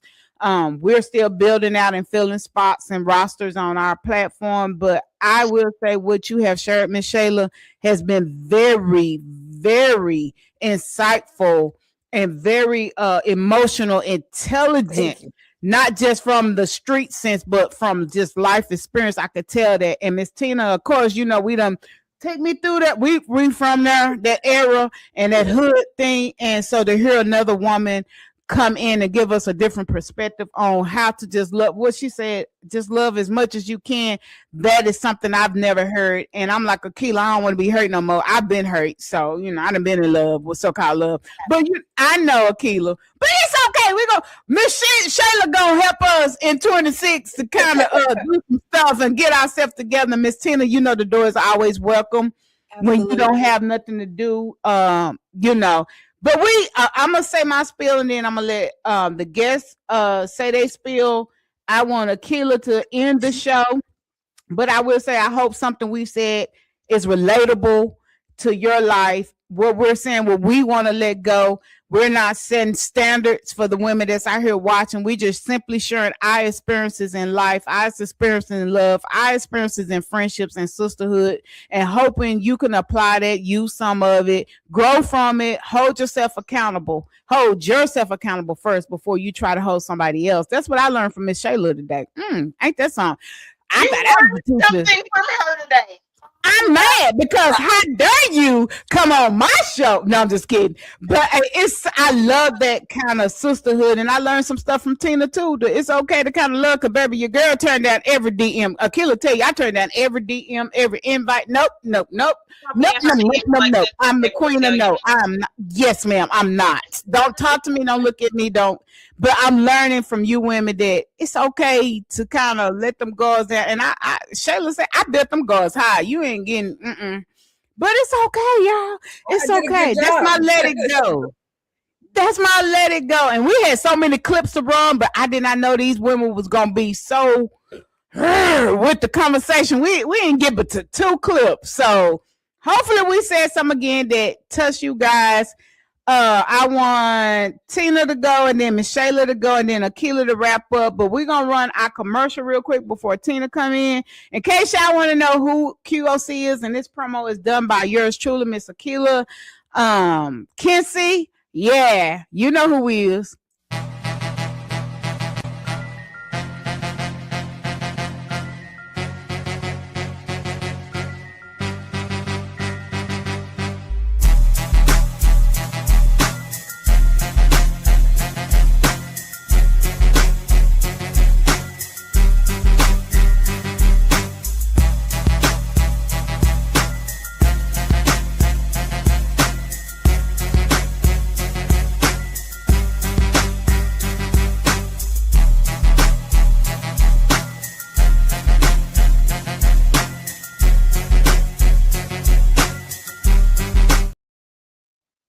Young Bleed. Anyway, 2-time nominated QLC Network out of D-Town. Miss Tina take us on, and then Miss Shayla, and then Akila end us on out. As always, I thank you for having me. I've appreciated this conversation. I have also taken some gems from Miss Shayla as well. Mm-hmm. But I'd be remiss if I did not go there and say, we are to lead with love. That is one of God's biggest commandments is to love. So love yourself first, love Christ first. start over. Love Christ first. But if you're not a believer, I ain't gonna push no religion on nobody because Jesus didn't push himself on it. So there's that. But love yourself. I love me unapologetically. It's all about me. Find out who you are. Fall in love with you every day, like Miss Shayla said. And once you get to that place of solitude of loving who you are, then that makes it easier for you to fall in love with others. You know, live out loud, live unapologetically. Don't never apologize for who you are. Say no. Say no is a response. You don't owe anybody an explanation for anything that you do. Okay. And that's all I got. I love you for free, and there is nothing you can do about it. Thank you. New York in the house. Yay! Thank you guys. I really appreciate this. This was a really good thing for me. I've been having a really 2025 was just a really rough year in general for everybody. I had some wild things happen to me, and one of the things that I learned was that I have to stop abandoning myself. That I do set up these rules and these boundaries and these ideas about how I want to see my life, and then somehow in the middle of it, I abandon the idea that that even can happen, and I leave myself, right? So before I go and make a new project for myself or build a new empire or a new business or write another book or make another screenplay or write another album or put out another project, I'm going to not abandon myself. And I'm going to make sure that I am present for myself. And then that way, when somebody needs me, when people actually need me, I have the bandwidth, I have the space, I have the time to be able to give that to them because I have absolutely prioritized myself. It's Dhamma, not a selfish love. It's not a selfishness. It's the one that protects you so that you can protect everyone else. That part. Thank you so much for coming on, Shayla. I really appreciate it. You are so dope, sister. I just want to give you and 10 of y'all props. I was not expecting the conversation that you provided on today. See, that's why they say don't judge a book by its cover. Because I was looking when I saw the TikTok, I was expecting something else. I am really that too, though. Don't get it twisted. I am from East Oakland. Don't get it twisted. I know you're gonna go there. So, but I think what was needed was what you gave.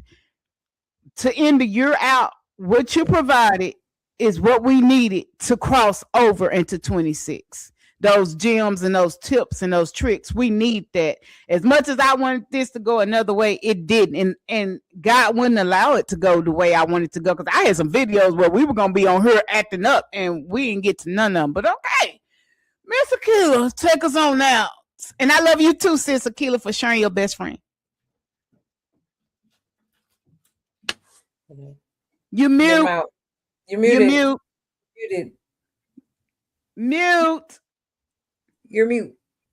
Lord have mercy, Jesus. Yes. So what I was saying is, this is an honor. This has been an honor because I've never been asked to close out a show. The way Egypt usually closes these shows out is with prayer. You know I don't have that. So what I will say to all three of you ladies and any men or women watching is something that I learned from Shayla. And I said this to Egypt before. I said to people who have never met Shayla,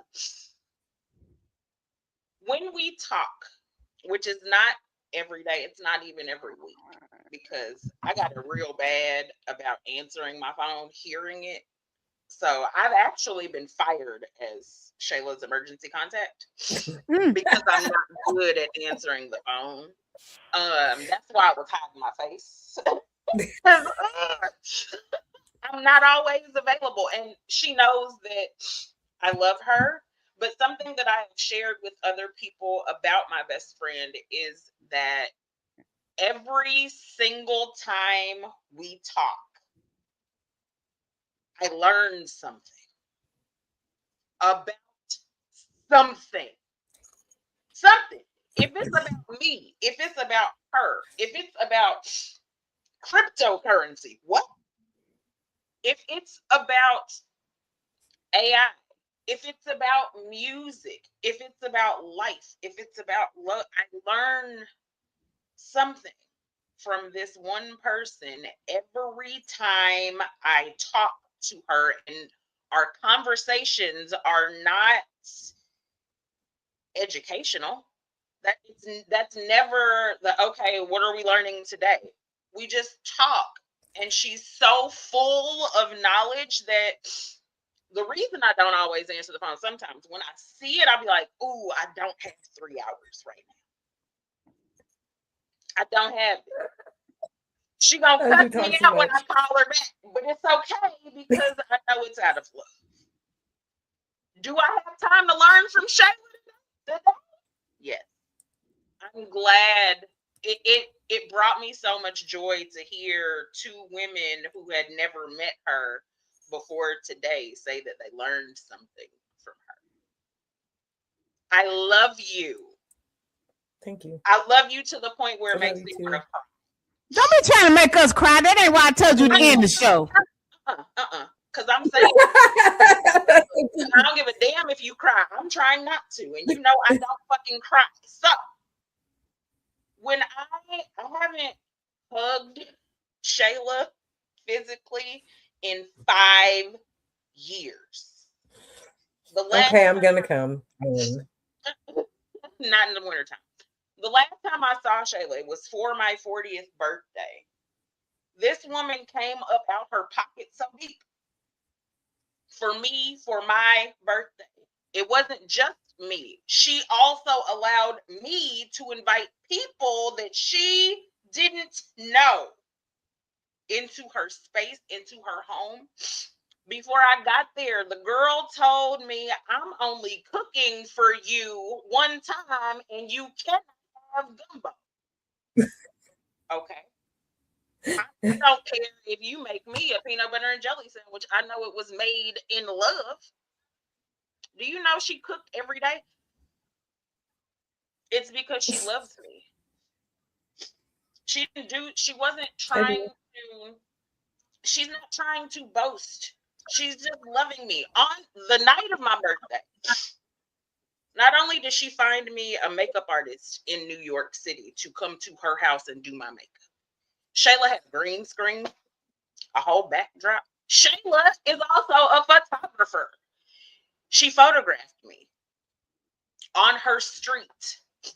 She loved on me and fed me and then told me, I don't want anything for you. I want everything for you. Egypt and Tina, I want everything for y'all. Damn it, I'm supposed to hang up on you. Whoever is listening, I want everything for you, and I want you to want everything for you too. Because why not?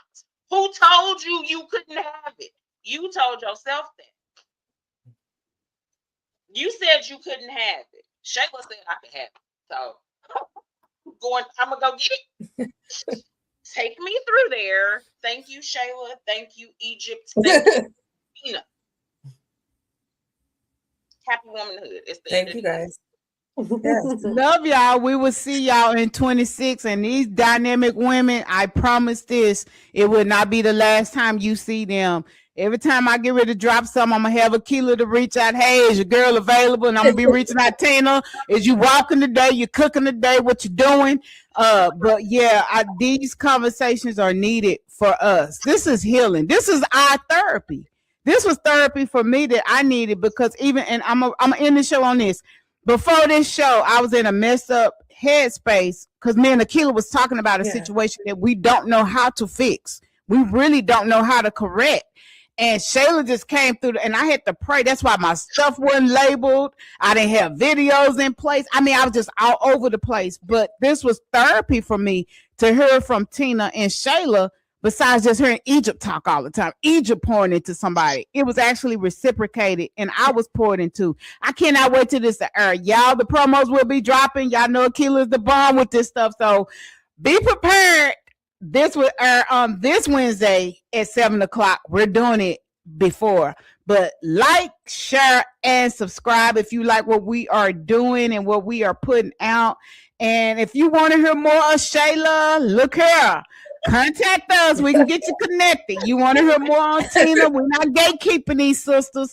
You got catering events. The girl T and you in Dallas. The girl can't cook. She cooked for one of my events a while ago. I think they were Jack Daniel wings or something. Yeah, we were tipsy at the podcast, but we got it done. We got it done. She wasn't light on the Jack. It was really good, Shayla. I can't wait till we meet up some kind of way. I don't know how we're going to do that, everybody, everywhere. But I would love to make that trip to meet you in person, my sister. Thank you guys again. It's been real. Bye, because I know people over there got a tinkle. Yes.